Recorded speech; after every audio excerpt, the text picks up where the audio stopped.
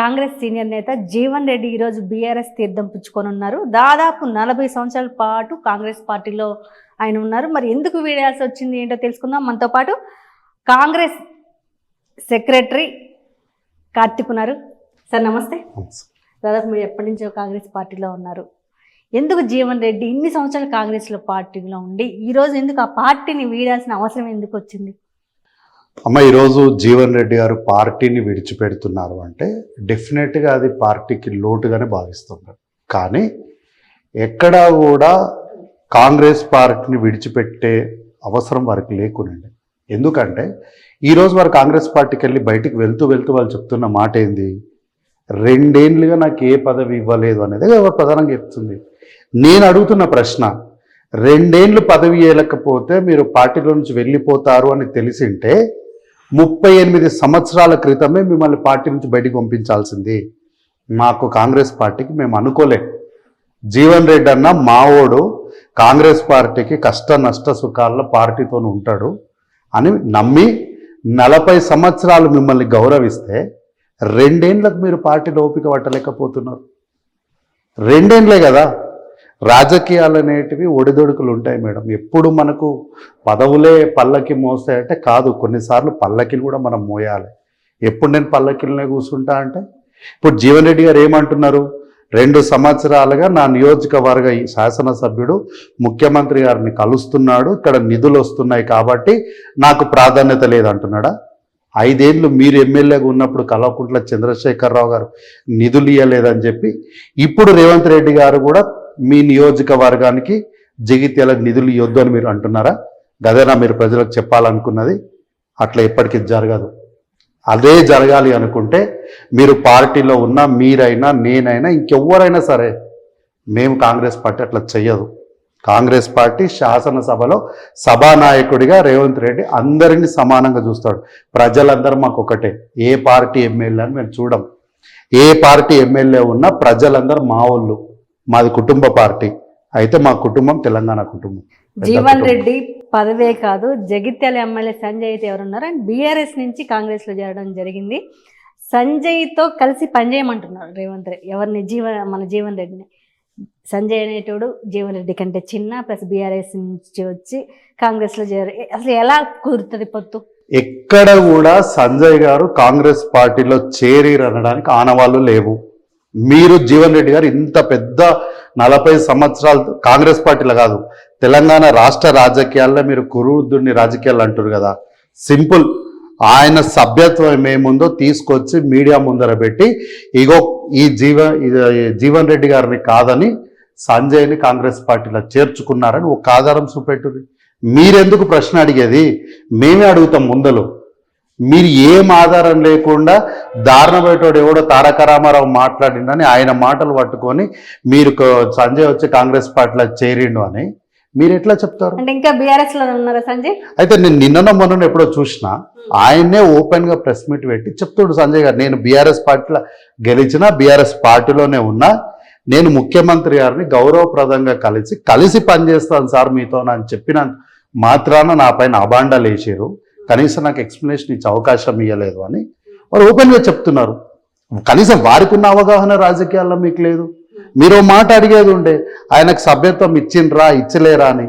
మీకు ఇక్కడ తెలంగాణలోని గల్లీ నుంచి ఢిల్లీలో ఉన్న ఏఐసిసి కరిగే వరకు మంచి పరిచయాలు ఉన్నాయి కదా. మరి మీ పరిచయాలను ఉపయోగించి ఎత్తుకు పై ఎత్తేయాల్సింది. అంతేగాని మీ ఇష్టానికి ముఖ్యమంత్రి గారిని కాంగ్రెస్ పార్టీని 40 సంవత్సరాలు మిమ్మల్ని భుజాల మీద మోసిన మమ్మల్ని మీరు అవమానిస్తున్నట్టే కదా.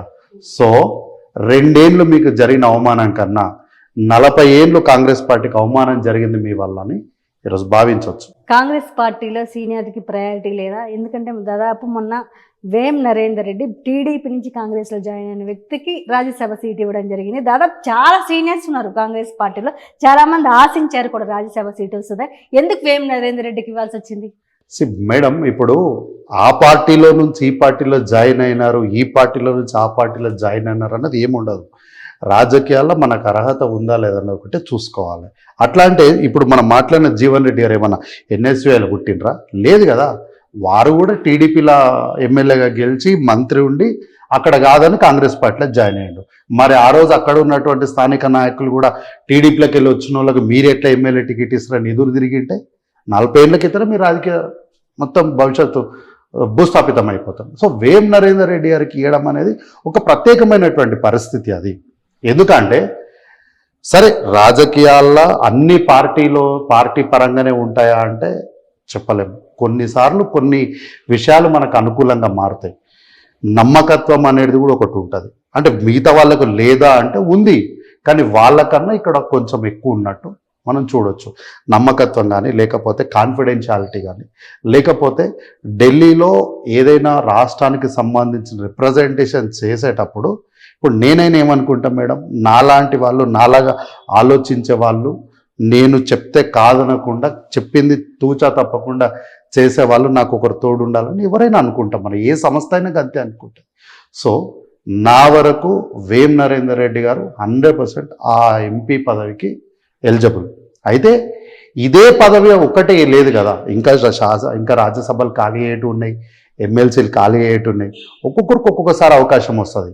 అట్లాంటి అద్దంకి దయాకర్ గారికి బల్మూరు వెంకటన్నకి ఇచ్చినటువంటి ఎమ్మెల్సీ ఇవ్వాల్సింది ఎందుకు ఇవ్వలేదు అని అప్పుడు అన్నారు. కానీ ఆ కోటా వేరు. తర్వాత ఉద్యమకారుల కోటాల అద్దంకి దయాకర్ గారికి, విజయశాంతి గారికి కూడా అకామిడేట్ చేసినాం. సో మనం అనుకున్నప్పుడే రాజకీయాల్లో పనులు కావాలి, అట్లయితేనే పార్టీ మంచిది, నాయకులు మంచోళ్ళు అనుకుంటే రాజకీయాల్లో మనకు అవగాహన లేకపోవడం, అనుభవం లేకపోవడము. నేనేమంటా అంటే రాజకీయాల్లో ఓపిక అనేది చాలా అవసరం. సో ఏ రాజకీయ నాయకుడికైనా 30 ఏళ్ళు కష్టపడితే 5 ఏళ్ళు అవకాశం వస్తుంది. సో ఓపికగా వెయిట్ చేయాలి. రాజకీయాలు ఎత్తులకు పై ఎత్తులు అనేటివి చాలా ప్రాముఖ్యమైనవి. అలిగింట్లో కూర్చుంటా అంటే ఏం ఉండదు. సో అనవసరంగా పార్టీ పైన నిందలు, ముఖ్యమంత్రి గారి పైన నిందలు వేస్తామంటే మేమైతే చూసుకుంటూ కూర్చోము. జీవన్ రెడ్డి గారు సరే బీఆర్ఎస్ పార్టీలోకి పోతున్నారు. ఏం జరుగుతుంది నేను ఈరోజు మీ వీడియో వేదికగా చెప్తా. పొన్నా లక్ష్మయ్య గారు పోయారు, ఏం జరిగింది? డి శ్రీనివాస్ గారు పోయారు, ఏం జరిగింది? ఈయనకు కూడా గంతే ఉంటుంది. పోయిన రోజే పండుగ, మల్తనాడు పాత పండుగని. చాలా పెద్ద పోస్ట్ ఇస్తారని వార్తలు వినపడుతున్నాయి జీవన్ రెడ్డి గారికి. జీవన్ రెడ్డి గారికి బీఆర్ఎస్ పార్టీ జాతీయ అధ్యక్షుడు పదవి ఇస్తే ఇంతకన్నా సంతోషించడం ఏం లేదు. నేను మీ వేదిక ఓపెన్గా చెప్తున్నా మేడం, ఒకవేళ బీఆర్ఎస్ పార్టీ జాతీయ పార్టీ అని వాళ్ళే చెప్పారు కదా, జీవన్ రెడ్డి గారికి జాతీయ అధ్యక్షుడు అనే పదవి ఇస్తే కాంగ్రెస్ పార్టీకి రాజీనామా చేసి నేను కూడా జీవన్ రెడ్డి గారు ఎంబడ పోతా. దమ్ముంటే జీవన్ రెడ్డి గారు నా పదవి తెచ్చుకోమని చెప్పండి. ఉన్నతమైన పదవి అంటే అంతకుమించి ఏం లేదు. రాబోయే రోజుల్లో మీరు కూడా సీనియర్ కాంగ్రెస్ లీడర్ అవుతారు. నిజంగా చాలా రోజుల నుంచి ఒక చర్చ అయితే ఉంది, కాంగ్రెస్లో సీనియారిటీకి ప్రయారిటీ లేదు. మీరు ఒక లీడర్గా నిజంగానే ఆ ప్రయారిటీ ఉండట్లేదా మేడం? ఇప్పుడు సీనియారిటీకి ప్రయారిటీ లేదు అని వాదించటోళ్ళు ఎవరో నాకు తెలియదు. వాదించే వాళ్ళకి నేను ఒక మాట చెప్తా. ఏంటి తెలుసా, మీకు పార్టీ 40 సంవత్సరాల అవకాశం ఇచ్చినప్పుడు పార్టీ మళ్ళీ మాకు అవకాశాలు ఇవ్వలేదని మీరు అలవద్దు. మీరే స్వయంగా ప్రొయాక్టివ్గా మీకు వచ్చి పార్టీకి ఒక లెటర్ ఇవ్వండి. ఏంటి, 40 సంవత్సరాలు 30 సంవత్సరాలు పార్టీ మాకు అవకాశం ఇచ్చింది, ఈరోజు ఇది మా టైం, అంటే to give back to party, ఇది మా టైం. కాబట్టి జిల్లా స్థాయిలో అవసరమైతే మండల స్థాయికి కూడా వెళ్ళి కాంగ్రెస్ పార్టీ యొక్క అవగాహన సదస్సులు పెడతాం, కార్యకర్తల్ని బలోపేతం చేస్తాం, క్షేత్రస్థాయిలో పార్టీని బలోపేతం చేస్తాం. గతంలో ఇందిరాగాంధీ గారు, రాజీవ్ గాంధీ గారు, జవహర్లాల్ నెహ్రూ గారు ఈ దేశానికి కాంగ్రెస్ పార్టీ చేసినటువంటి సేవల గురించి ఈ తరం నవతరానికి మేము ఎక్స్ప్లెయిన్ చేస్తాం అని చెప్పి మీరే ముందుకు రండి, గౌరవంగా ఉంటుంది. ఇంకొకవేళ కావాలంటే దానికి సంబంధించిన అలవెన్స్లు, అకామిడేషన్ ఏమైనా ఉంటే పార్టీ చూసుకోమని డిమాండ్ చేయండి. అంతేగాని మేము కూర్చుంటే లేవలేమో, బట్ స్టిల్ మాకు ఇంకా పదవులు కావాలంటే మరి యువకులమైన మాకెప్పుడు రావాలి పదవులు? సో మాకు కూడా పదవులు రావాలి కదా. సో సీనియారిటీని అడ్డం పెట్టి పదవులు కావాలని అడగకండి. మీరు ఏదైనా సరే మీకు ఇంకా గౌరవం కావాలి అంటే కాంగ్రెస్ పార్టీని ఎట్లా బలోపేతం చేయాలనో అవగాహన సదస్సులు పెట్టండి. మాకు పదవులు రాలేన సీనియర్లకు నేను సూటి అడుగుతున్నా, మా పార్టీ అయినా సరే, ఎన్ని జిల్లాలలో మీరు కార్యకర్తల సమావేశాలు పెట్టి కాంగ్రెస్ పార్టీ చరిత్రని, కాంగ్రెస్ పార్టీ కాన్స్టిట్యూషన్ని, కాంగ్రెస్ పార్టీ అవలంబించే డెమోక్రసీని మీరు ఎన్ఎస్వే నుంచి నాయకులు ఎంతమంది తయారు చేసిరు, క్షేత్రస్థాయిలో కాంగ్రెస్ పార్టీ మీరు ఎంతవరకు బలోపేతం చేసిరు, ఇది చెప్పి పార్టీల పదవులు అడగండి, పార్టీలో కానీ ప్రభుత్వంలో కానీ. అంతేగాని మీకు పదవులు కావాలనడానికి మీ సీనియారిటీని అడ్డం పెట్టకండి. మీరు చేసిన పని ఏందో చూపించి అడగండి. మేము కూడా సపోర్ట్ చేస్తాం.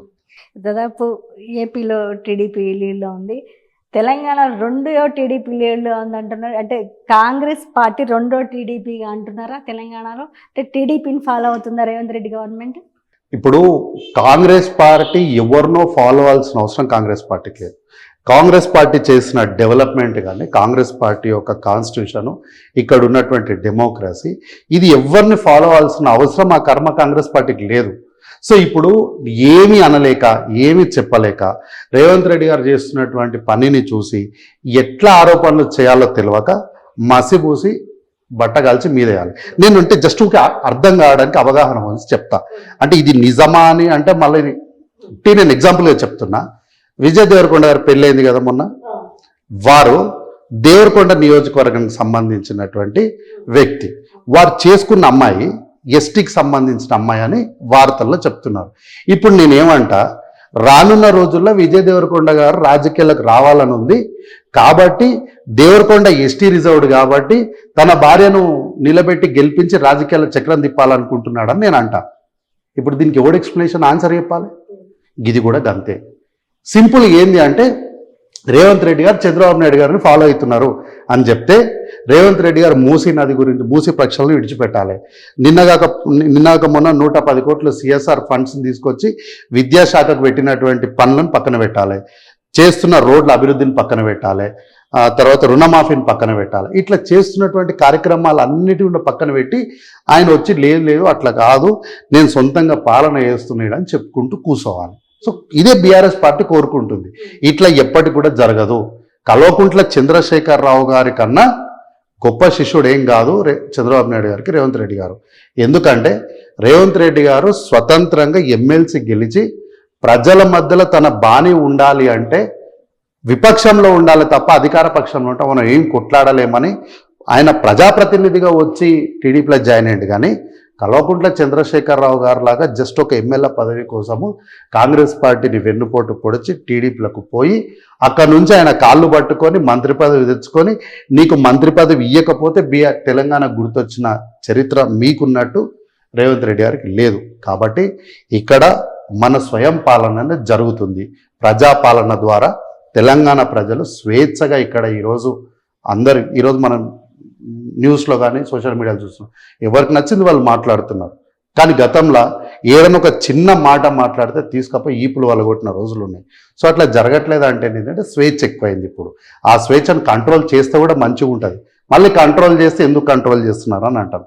సో ఏం చేసినా గాడిద మీద కూర్చున్న తప్పే, గాడిద పక్కన నడుచుకుంటూ పోయినా తప్పే అన్నట్టు ఉంది వ్యవహారం. సో అన్నీ ఏం లేదు.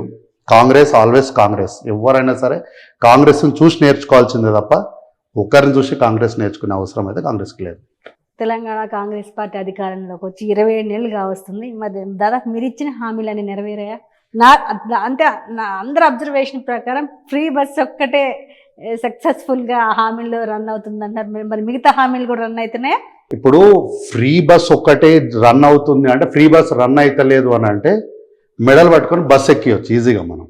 అంటే ఎవరు అంటారో దా బస్ ఎక్కుతుందా అని చెప్పి బస్ ఎక్కించవచ్చు. సో దాన్ని ఏంటంటే ప్రతిపక్షాలు తప్పక విధి లేక ఆ ఫ్రీ బస్ వస్తుంది అని అంటారు. రాండి, ఎవరు వస్తారు? మీ వేదికగా నేను ఛాలెంజ్ చేస్తున్నా. ప్రతిపక్షాలు వస్తాయా, విపక్షాలు వస్తాయా, లేకపోతే అహంకారంతో మాట్లాడుతున్న బీజేపీ వస్తుందా, బాధ్యత లేకుండా మాట్లాడుతున్న బీఆర్ఎస్ వస్తుందో, మీ వేదికనే ప్రామాణికంగా తీసుకుందాం. ఏ ఇంటికి పోదాం 200 ఉచిత కరెంట్ ఇస్తున్నామా లేదా, అలా 6 నెలల బిల్లులు కాకపోతే 2.5 సంవత్సరం బిల్లులు తీసుకుందాం. రేషన్ కార్డులు ఇచ్చినామా లేదా, రేషన్ బియ్యం సన్న బియ్యం ఇస్తున్నామా లేదా, తర్వాత 10 లక్షల ఆరోగ్యశ్రీ వస్తుందా లేదా, ఇట్లా మనం రుణమాఫీ జరిగిందా లేదా పోదాం రండి. మాకు జరగలేదు అనేటోళ్ళు ఎవరైనా ఉండి వాళ్ళకి అర్హులుగా ఉండి వాళ్ళకి జరగకపోతే బాధ్యత మేము తీసుకుంటాం, వాళ్ళకి ఖచ్చితంగా చేపిస్తాం. కానీ అర్హులైన ప్రతి రైతుకు కూడా రుణమాఫీ జరిగింది. పెన్షన్ ఇస్తామన్నారు, 4,000 వస్తున్నాయా? మరి నేను అదే అంటున్నా, నేనేమంటున్నా, రైతులకు రుణమాఫీ చేస్తామన్నాం, ఏకకాలంలోనం చేసి చూపించినాం. కొంతమంది అన్నారు లేదు ఇదంతా ఉత్తి మాటనే, మీరు గోడల మీద పంచాయతీ బోర్డుల మీద రాస్తారన్న, రాసి చూపించాం. గోడల మీద ఎవరింటికి ఎంత పొలం ఉంది, ఎంత రుణమాఫీ రాసి చూపించినాం. మేము చేయనివి 2,500 రూపాయలు రుణమాఫీ, మహిళలకు ఇవ్వలేదు, 4,000 రూపాయలు పెన్షన్ ఇవ్వలేదు. ఇంతకు మించి మేము 6 గ్యారంటీల్లో 13 చెప్పిన హామీలల్లో మాక్సిమం 2.5 సంవత్సరాలల్లో 13 హామీలలో మేము మ్యాక్సిమం 75% ఆఫ్ హామీలు అనేటివి ఈరోజు ప్రజల దగ్గర ఉన్నాయి. మీరు అధికారంలోకి రావడానికి 2,500 కావచ్చు, 4,000 పెన్షన్ మెయిన్ ప్రయారిటీ అవి రెండు తీసుకున్నారు ప్రజలు. అవి ఎందుకు నెరవేర్చలేకపోతున్నారు? ఎందుకు మేము నెరవేర్చమని నేను చెప్తలేము, డెఫినెట్ గా 27 నెలలు అయిపోయింది, బట్ స్టిల్ ఇంకా టైం ఉంది కదా. నెరవేర్చకపోవడానికి కారణాలు ఏంటి అంటే ఫైనాన్షియల్ డిపార్ట్మెంట్ కి కనీసం ఇన్ఫర్మేషన్ కూడా లేదు, అంటే నాలెడ్జ్ కూడా లేదు. నాలెడ్జ్ లేకుండా 3 లక్షల కోట్లు ఎక్కడికి పోయినా ఎవరికి తెలియదు. కాగడిగింది రిపోర్ట్, నేనేం అడుగుతలేను. దాదాపు 2,88 కోట్ల రూపాయలు అంటే రౌండ్ ఆఫ్ కట్ ఆఫ్లో మనం 3 లక్షల కోట్లను తీసుకోవచ్చు. ఈ డబ్బులు ఏమైనాయని కాగు నివేదిక అడిగితే financial department we doesn't know about this అని చెప్పి రిప్లై ఇచ్చింది. అట్లాంటి పరిస్థితులు ఈ రాష్ట్రంలో, అంటే మన రాష్ట్ర ఆర్థిక వ్యవస్థ మొత్తానికి కూడా అతలాకుతలం అయిపోయింది. అంటే మనం రూపాయి అప్పు తీసుకుంటే ఏదో చారానో 1 పైసనో వడ్డీ ఇస్తాం, కానీ మీరు రూపాయి అప్పు ఇవ్వండి నీకు 100 రూపాయలు వడ్డీ కడతా అనే పరిస్థితిలో నుంచి రేవంత్ రెడ్డి గారు ముఖ్యమంత్రి అయిన తర్వాత కేంద్ర ప్రభుత్వంతో మాట్లాడి ఫినాన్షియల్ అసిస్టెన్స్ తీసుకొని ఈరోజు వడ్డీ రేట్లను తగ్గించుకొని దాన్ని లాంగ్ టర్మ్ చేసుకొని ఈరోజు మళ్ళీ ఒక ఫినాన్షియల్ కన్స్ట్రక్షన్ చేస్తున్నటువంటి పరిస్థితి. సో డెఫినెట్గా ఈ యొక్క పథకాలని అమలు చేస్తాం. మేము ఇచ్చిన మాట వాస్తవం, ఆ మాట కట్టుబడి ఉంటాం. మా 5 ఏళ్ళ టర్మ్ అయిపోయేలోపు మహిళలకు సంతోషంగా, మాకు నిండు మనసుతోని మా మహిళలు మళ్ళీ మమ్మల్ని ఆశీర్వదించడానికి వాళ్ళకు 2,500 రూపాయలు ఇస్తాం. అట్లాగే మా పెద్దలు, మా అవ్వ తాతలు వాళ్ళకి 4,000 రూపాయలు ఖచ్చితంగా పెన్షన్ ఇచ్చిన తర్వాతనే మేము ఎన్నికలకు పోతాం. దాదాపు ఈ మంత్రివర్గ విస్తరణ కూడా చేయాల్సింది, ఎందుకంటే హోమ్ దాదాపు మున్సిపల్ కావచ్చు, హోమ్ కావచ్చు రేవంత్ రెడ్డి దగ్గరే ఉంది. ఎందుకు మీరు ఇంకా మంత్రివర్గ విస్తరణ ఎందుకు లేట్ అవుతుంది? మంత్రివర్గ విస్తరణ అనేది first home and municipal administration are very important. అంటే వేరే వాళ్ళకి ఇస్తే చెయ్యరా అంటే చేస్తారు, బట్ ఏదైనా సరే ముఖ్యమంత్రి దగ్గర పేషీలో ఉండే ఇంపార్టెన్స్ పక్కన వేరే పేషీలో ఉంటే అంత ఉండకపోవచ్చేమో అనేది ఒక ఆలోచన మాత్రమే, అది నిజమని నేను చెప్తలేను. ముఖ్యమంత్రి గారి దగ్గరే ఉంటే ఏంది అంటే కొంత సీరియస్నెస్ ఎక్కువ ఉంటుంది. ఇంకొకటి ఏంది అంటే మనం ఎక్కడైనా సరే అడ్రస్ చేసినప్పుడు కూడా ముఖ్యమంత్రి గారే దీన్ని నేరుగా అడ్రస్ చేస్తున్నప్పుడు దానిపైన కొంత సీరియస్నెస్ ఎక్కువ ఉంటుంది. దానికోసమనే మున్సిపల్ అడ్మినిస్ట్రేషన్ కానీ హోంశాఖ కానీ రెండు కూడా ముఖ్యమంత్రి గారి దగ్గర పెట్టుకున్నాం. ముఖ్యమంత్రి గారు మేజర్గా హోమ్ తన దగ్గర పెట్టుకోవడానికి కారణం ఏంటి అంటే గత 10 సంవత్సరాలు ఫ్రెండ్లీ పోలీసింగ్ పేరుతోని అనేకమైనటువంటి అరాచకాలు ఈ రాష్ట్రంలో జరిగినాయి. మనం నేరల్లో చూస్తే సంసారాలకు పనికి రాకుండా కొట్టిన యువకుల్ని కొట్టినటువంటి చరిత్రను మనం చూసుకోవచ్చు. ఫ్రెండ్లీ పోలీసింగ్ పేరిట, షీ టీమ్స్ పేరిట పోలీస్ వ్యవస్థను పూర్తిగా నాశనం చేసినటువంటి పరిస్థితిని చూడొచ్చు. ఇంటెలిజెన్స్ అనే ఒక విభాగాన్ని పెట్టి ఎస్ఐబి అని చెప్పి పర్సనల్ కాల్స్, భార్యాభర్తలు మాట్లాడినటువంటి ఫోన్ కాల్స్ అంటే పోలీసులకు ఒక అధికారం ఉంది కదా అని చెప్పి దాన్ని వ్యక్తిగతానికి వాడుకునే ఒక సందర్భాన్ని మనం చూసినాం. కాబట్టి ఇట్లాంటివన్నీ జరిగినాయి. తర్వాత మున్సిపల్ అడ్మినిస్ట్రేషన్లో కూడా అనవసరమైనటువంటి టీడీఆర్లు ఇవ్వడము, ఓఆర్ఆర్ పక్కన కన్స్ట్రక్షన్లు విచ్చలవిడిగా పర్మిషన్లు ఇచ్చి ఆ పర్మిషన్స్లలో కొన్ని వేల ఎస్ఎఫ్టీలు కమిషన్లుగా తీసుకోవడము, ఇట్లా మున్సిపల్ అడ్మినిస్ట్రేషన్లో కానీ హోంశాఖలో కానీ చాలా సీరియస్గా పరిగణించాల్సినటువంటి అవకతవకలు అనేవి ఉన్నాయి. సో వీటన్నిటిని కూడా కొంత స్ట్రీమ్లైన్ చేయాలి అంటే అది రేవంత్ రెడ్డి గారి దగ్గర, అంటే ముఖ్యమంత్రి గారి పేషీలో ఉంటే కొంత సీరియస్నెస్ ఎక్కువ ఉంటారన్న ఉద్దేశమే తప్ప ఎవరికి ఇవ్వకూడదనో లేకపోతే ఎవరు అర్హులు కారనో ఉద్దేశం కాదు.